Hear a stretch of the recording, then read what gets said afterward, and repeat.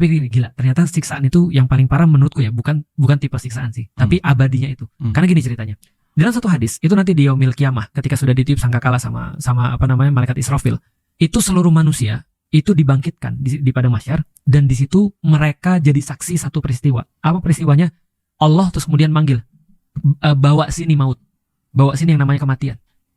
Dan di depan mereka maut itu disembelih. Terus diumumkan kepada seluruh manusia, mulai dari hari ini tidak ada lagi kematian. Jadi yang kalian anggap akan nyelesain seluruh masalah atau akhir daripada seluruh masalah, hari ini sudah nggak ada. Maka orang yang disiksa akan disiksa selamanya, orang yang bahagia akan bahagia selamanya. Itu membuat aku khawatir sih. Itu membuat aku khawatir sih. Karena waktu itu nggak ada habisnya kan. Maksudnya gini, bayangin ketika walaupun konsep di akhirat nggak ada bosan ya, tapi di dunia aja kita menikmati hal yang kita suka, itu kan kita bosan. Itu maksudnya waktu itu akan mengambil seluruh kenikmatan yang ada di dunia. Waktu tuh akan mengambil seluruh cinta yang ada di dunia. Waktu. Gimana kalau waktu tuh nggak ada?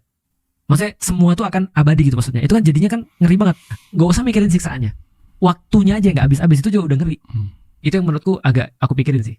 Iya, waktu itu sebelum jadi menuju ke Mensrea Indonesia Arena, saya baca buku, Ustadz. Saya lupa Indonesia apa, tapi judulnya kurang lebih What If Cats Disappeared from the World. Itu tuh Ustadz pernah baca belum? Belum. Jadi itu bukunya tentang seseorang dan kematian. Okay. Jadi dia ketemu sama malaikat maut sebenarnya. Terus dia tuh kanker. Ini saya coba sesingkat mungkin. Dia tuh kanker.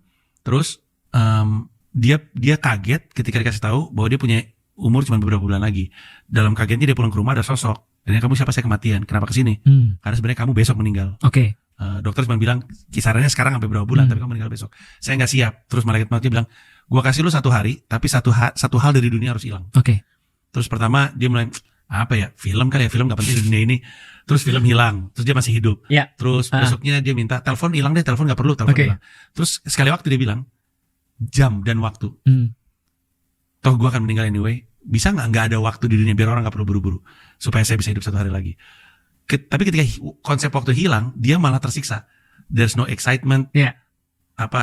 Konsep cepat dan konsep lambat tuh menambah nilai sama sesuatu gitu. Benar. Itu yang tadi Ustadz Faisal maksudkan kan? Hukuman dan cinta itu jadi ada maknanya karena ada scarcity waktu atau ada kelonggaran waktu. Benar. Ketika waktu itu nggak ada, malah jadi absurd gitu. Iya, dan nggak ada artinya. Semua kan berarti kalau ada batasnya kan. Kalau nggak ada batasnya jadi nggak ada artinya. Betul, jadi nggak ada artinya. Nah, walaupun konsep itu nanti di akhirat memang beda. Tapi aku bayangin aja gimana kalau nggak ada batasnya. Menarik tadi pertanyaannya. Kalau misalnya malaikat maut datang, terus kalau kamu mau diperpanjang 1 hari harus ada yang kamu korbanin di dunia. Di dalam Al-Quran ada kasus yang dibalik. Kalau kamu mau hidup lagi, apa yang mau kamu lakukan? Maka orang-orang menjawab sedekah.